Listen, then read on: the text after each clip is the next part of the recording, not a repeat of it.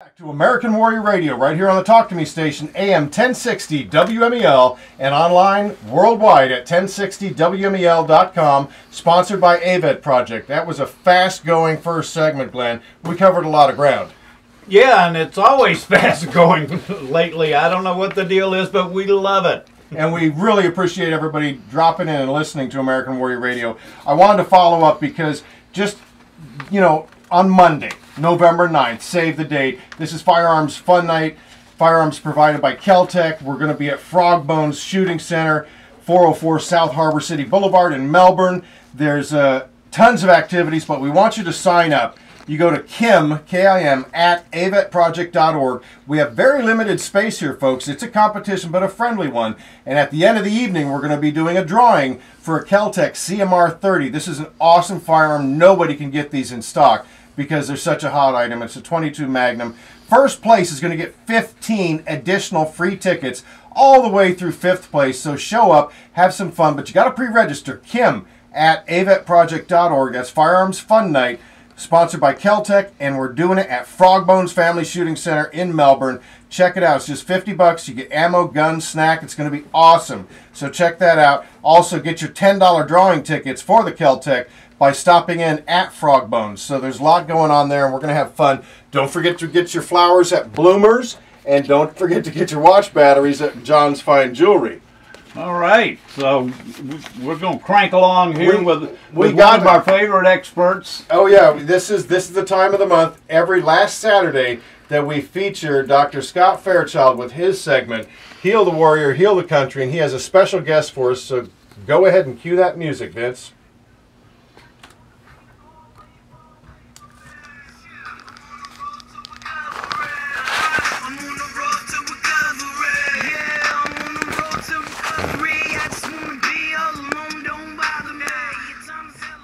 And Doc, we're so glad to have you again. You are everywhere all the time. And I got to tell you, being here with your segment, Heal the Warrior, Heal the Country, means so much to us and our audience. So thanks again, sir. It's such an honor to be here, Garen and Glenn. We've done some activities out there with you guys, out on the cruises and Operation Surf, and out there with the folks at the PNR or the R&R. Yeah, the PR&R program, it really reaches out and impacts our warfighter community in a very positive way, and you're an integral part of that. It has been so helpful to see these veterans just kind of come around and really have the camaraderie that's just like being back on active duty. It's really positive. A lot of times, when we come on the show, we talk about post-traumatic stress disorder. We talk about sleeplessness and problems with this and problems with that. And many times we don't pause and focus on the positive aspects of individuals who've kind of come back from a war or whatever it might be, and I call it successfully integrate to a certain degree their experiences. And I'm really pleased today to have with me my cousin from all the way up north in Appleton, Wisconsin. I think he probably thawed out on the way down here, and so. Great to have him here today, because as I was growing up, I always kind of looked up to him as a person who went off to Vietnam and served his country and came back and absorbed all of that stuff, and was able to successfully get involved in a career and was able to develop a great family and being able to do so well. So I think we really also have to look at the things that people do to successfully integrate. Sometimes it's putting some of that stuff in the closet. Sometimes it's working it through, but we know that it is always having a good, supportive spouse. We know that from all of our wars, and how much difference that makes. Which we have her in the studio with us. So introduce your guest. My guest is Tom Bartel, and he's from Appleton, Wisconsin, and he served in Vietnam. He now does some things with some of the veterans groups up in Wisconsin, and we're pleased to have him here with us today. Well, hi, Tom. Welcome. Hi. Thank you for having me. Anyway, like Scott just said, I put it in the closet for a lot of years, and in the last 3-4 years, I've got involved with, I'm a life member of the Vietnam vets, life member of Disabled American Vets, and also joined the Patriot Guard, where we stand for funerals in respect to the veteran and create a comforter circle for the family. Outstanding. And PGR is a wonderful organization, the Patriot Guard Riders. And you brought your wife with you today, Elaine. Thank you so much for being here. Welcome. So, Tom and Doc was talking about this successful reintegration. First of all, thank you for your service to our country in Vietnam. You made it back, which is an accomplishment, I guess, to say. But as Doc was talking about, give us an idea of some of the issues that you faced and how you overcame them when you came back from Vietnam. Well, we were treated very poorly, but I was very fortunate. I got a job within a couple of weeks. And I just forgot about the whole thing, and forgot about it for 42 years. Okay. Now, Doc, this is a common theme, isn't it? Oh, this is so classic, absolutely. And I'll have folks that come into the office and they'll say that I put it in the closet, I pushed it away, and often we see that a lot of times folks will work. We hear about drugs, we hear about this, we hear about that. That people go off the path and do bad things, but we also realize that there's a large contingent, particularly with our Vietnam veterans, there's a large contingent of individuals that for their therapy, they use their work. Some people work 2, 3, 4 jobs. And when you're working and when you're busy, guess what? All of that emotion gets pushed away. And you Like compartmentalize, is that the right word? It does, exactly. That's the right word. Just like a pilot when they have to fly, they compartmentalize all of their problems at home and put it away so that they can focus on what they're doing. And that's so true with our veterans. And often what happens is they come back and they work those jobs, and then all of a sudden, well, guess what happens? We retire. And when we retire, I've had people sit in my office and say, wow, this stuff comes back. It's like a tsunami wave that kind of creeps back in, and it's just as alive as it was 42 years ago. And so they said, where did this stuff come from? And all of a sudden, your anesthetic or your numbing, whether, for some it was alcohol, for some it was drugs, for some it was this, or for many it was work. All of a sudden, that anesthetic's not there anymore. That work is not there anymore, and when you have a lot of quiet time, the mind starts to drift back and think about some of these things. So I like what Tom did about getting active with the veteran community, because that in itself is therapy. Agree, Glenn? Oh, absolutely, and certainly I agree with what the doc is outlining there, because in my 22 years as a manager of the County Veteran Service Office, I can't tell you how many people I saw in exactly that circumstance. They had retired from their job recently, and it came out, Mr. PTSD jumped out of the closet and didn't know what to do, and they were, kind of messed up and in need of proper help. And so, talking about help, what kinds of things are offered, not by the VA necessarily, but just as a community of psychiatrists and psychologists for help for these people? We're so blessed here in Brevard County. We are a very veteran-friendly county, and what's fantastic is there's so many resources. What's important is having someone you can talk to connect with. And I'm not just talking about a therapist, because any other veteran is a therapist. When you can talk to a fellow veteran and share your experiences, when you can go and participate in the Patriot Guard, when you can go to events and participate in some of the great events that the AVIT Project has ongoing, doing those things brings veterans together. And number one, you don't feel so all alone. I've had so many veterans come back and say, well, I kept it inside because I thought it was crazy. I thought I was crazy. And eventually they come to realize that they're not alone, that there are other people who've had these experiences as well. And they can sit down and talk about it a little bit and get it out. I sometimes say it's important to get it out that way, because it's like coming out of a tea kettle, the steam coming out, instead of pouring it all out at once and scalding yourself with it. Wow, that makes a lot of sense. Tom, can you relate to that? Is that kind of the pattern or the path that you've taken? Yes, very much so. Okay, so you mentioned that you worked, and that was an entire career. How long have you guys been married, first of all, you and Elaine? 43 lovely years. Congratulations. And that is fantastic, and I've got to tell you that's unusual, because the average Vietnam veteran has 3.2 wives. Now, I don't know how you count that .2, but 3.2 wives. And so we know that sometimes the experiences that occurred over in Vietnam have an impact on relationships. And, there's increased irritability, frustration, conflict, and it sometimes impacts children as well. So to have that rock, that foundation of a supportive spouse. That's amazing. That's and amazing. 43 years, I'd say that qualifies. It does. It sure does. So tell us a little bit. You worked an entire career, and then you retired, and then what happened?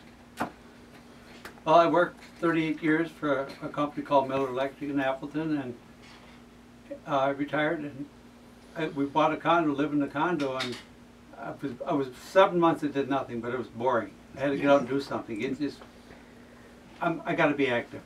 So I worked some part-time jobs. I actually went back to the company I worked for. I worked through a temp service. I worked for them for Miller Electric another 1.5 years. And then things got slow, so they kind of let me go. And then I worked for another 6-8 months. And when I turned 67, I said, that's enough. I don't want to report to nobody. I want to be my boss, do what I want, when I want. Exactly. And Glenn, we've had such wonderful support from the local Patriot Guard Riders, one of the groups that Tom is engaged with. And there are others, but in your experience, that is important to get involved in another group just to give you something else to do. I don't know if you'd call it a coping method. It's having a purpose. Having a purpose. Yeah, well, I can speak from experience as I've been retired for a little over 2 years, and continuing my volunteer work and helping veterans gives me a sense of purpose, a sense of pride, and I know that it's important both for me and the veterans. So yes, absolutely, you need to keep active and doing something positive. Don't go sit at the bar and drink beer all day long. That's right. Having that purpose is so important. I once said in my own office, you know, I wore the uniform for 21 years, but I feel like I can still serve, even though I'm not wearing the uniform, by helping other veterans. And that's what I see each and every one of you doing. And that's heartwarming. It just makes you feel like part of the team. It makes you feel like you've made a contribution, and so that part is important. I think there was one other important job that I recall that Tom used to do. I don't think it was really a job. I think he just enjoyed it too much. But I think, if I recall correctly, he used to go and serve beer at the Green Bay Packer games, didn't he? Yes, sir. That's it. Okay, Volunteer Phyllis, bartender. I think you got free admission, though. I think there was a payoff to that. In between passing them down, you could watch the game. That's right. That's it. Yes, I did. I worked at Miller Electric for 38 years, and I also worked at Lambeau Field for 38 years. There you go. I Cool. sold beer for 32 years, and the last 6 years, I was an usher. They paid me to watch the game. The frozen tundra. That must have been a hoot. That was awesome. It was a great experience. So during football season, 8 times, and plus the preseason, I'm sure you were out there watching them. Oh, yes. Well, I'm sure they were happy to have you, and it's something to keep yourself busy. But do you think now, Tom, that you've been retired and things have slowed down, you've stopped all the other work, that you're going to have any of these thoughts or flashbacks or occurrences that you endured in Vietnam come back and visit you, or have you had that experience yet? I've had very little. I've been very fortunate on that aspect of it, but no, I think I'll be fine. See, and that's excellent, and I think it's largely because of Tom's preparation and his support from his family. And keeping busy, keeping active, and like you said, after 7 months, sitting around gets old. If you look at the statistics from Boeing and from Lockheed, individuals who stay on the job for the full gamut, over 30 years, those retiring at age 55 tend to go out and find other things to do. But those hanging on till 65 or 70, actually their life expectancy is diminished because they feel like they've stayed to the end to get the gold watch, and then they just say, well, I'm going to sit around and do nothing. And for Lockheed, the average life expectancy was 17 months. And for Boeing, it was 18 months. What that says to me is those individuals crossed arms, stacked arms, sat back, and didn't have a purpose. So my challenge to each and every one of you out there as listeners, whether you're a veteran or not, my challenge to you is to always have a purpose. Always have a purpose. And that can be volunteering, giving back, playing it forward, keeping a part-time job, or serving beer at your favorite team's stadium. Yeah, for sure. And I just want to note that the parallel that you've just described and our warfighters coming back from the battlefields in Iraq and Afghanistan, where they may be injured and receiving compensation enough to at least, pay the bills. Not that they're going to get rich by any stretch, but the country owes them this debt. Particularly those that have serious enough disabilities to rate 50% and higher with the VA. So they're not able to work. And they need to get busy too. They need to plug in somewhere, right? They absolutely do, because when you're on the receiving end of the benefits, if you just sit around, it can cause a lot of emotional difficulties. So we have a couple young veterans getting together and trying to open up a little bait shop You know, they're moving forward on that and trying to get some plans together up here on the Pineda. There's really no area that has a bait shop, and so, you know, they've even come up with a name for it. It's going to be called We Got Your Six, or Got Your Six Bait Shop. And they figure it's a place for, you know, to support veterans. People can come there and buy their bait, and they can buy some snacks as well. And I think that will be a good plan. It keeps them busy. It keeps them out of trouble. And I remember you bringing that up on a prior Heal the Warrior, Heal the Country segment. And that is super cool, that they would come together, you know, jointly and pursue a dream, if not a dream, just something to keep themselves active. And now you mentioned, Tom, I want to get back to you for a moment, the Patriot Guard Riders, and you're involved with your life member, the Disabled American Veterans, and so on and so forth. Do you participate? How do you find out what's going on with the PGR? Do they send you emails? How do you get plugged in for those that are listening that haven't been? It's on the internet. Every time there's a mission, it pops up. If you want to go, you go. If you can make it, that's how it works. Okay, and what got you interested in it? Who introduced the idea to you? Well, being involved with the Vietnam vets, our commander is he's in charge. He's our ride captain for, and he just says, "Would that be something you'd like to do?" And I said, "Sure." So I just went in a couple of funerals, and that's how I got started. And I go to funerals now, and I cry with everybody else. And whether that's a flag line, you don't have to be a motorcycle rider. No, you do not. And that's a misconception, Glenn. People think, oh, Patriot Guard riders, motorcycles only. I was just going to ask that question, so I'm glad you brought that up. No, everybody's welcome to join the PGR, and it's just again, it's an entire volunteer effort. People are involved with it because they want to be, and they want to continue to serve their brothers and sisters in arms, even in these times of, you know, horrific grief, Doc. Well, and that is so important too, to get some sense of closure, not just closure for them, but closure for you as well. And as you go to the, you know, I was so impressed. I was down in the south part of the county. One of our veterans who we fought for a year and a half to get his benefits, and finally the benefits came through, and he got the back pay, and he was able to pay off the credit cards. And 2 months later, he had a heart attack and died, unfortunately. So his wife had asked if I would deliver the flag to her. So we do that quite often, and sadly, but it's an opportunity for closure, and it's an honor to deliver the flag to the surviving spouse. And you know, as the Patriot Guard was there, and you know, the gun salute, and the professionalism, you know, they're in their, although they're not in uniform, they have the black jackets, but it's just so impressive, and it makes you feel like you're back part of the family, part of the military family that you were once a part of. So you just have to step out, and I think Dr. Ken Vihek and you have talked about that. We can reach out to these guys and gals, but they have to reach back. That's correct. And get plugged in. They do. There are some people also, you reach out 1 or 2 or 3 times, and they may push away at first. You keep on trying. I mean, there comes a point at which some people just, you know, kind of disappear. But if you keep on trying, you keep on inviting them in. You know, they always say that in order to get into my office, it takes 6 veterans telling a veteran, you need to go. Yeah, and we've seen that. We've seen that. And, well, you brought it up. So how can people get plugged in with you and the awesome treatment that you provide our veteran community, as well as others, I'm sure? But how can they find out about Baytree Behavioral Health? They can connect with us at baytreebehavioralhealth.com, or they can give us a call at 321-253-8887. We'll be happy to help them out. We've just added some new staff members. So we've added a new staff member, Crystal Turman, who herself was a helicopter repair person overseas, and she met her husband on top of a helicopter in Afghanistan. So I hope it wasn't flying at the time. That's right. That's right. And she has experience there and experience at the Cape working on the shuttle.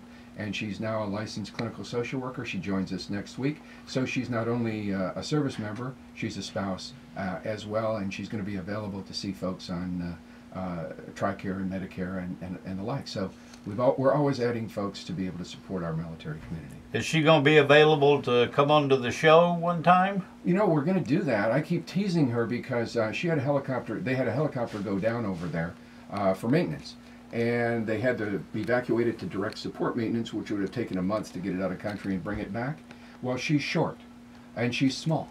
And so when the commander wasn't looking, her maintenance crew lifted her up sideways and stuffed her into the side of the helicopter. And she went into the engine and somehow repaired the part, and the helicopter was back up in the air in a day. Holy Cool. cow. They said when they took the picture,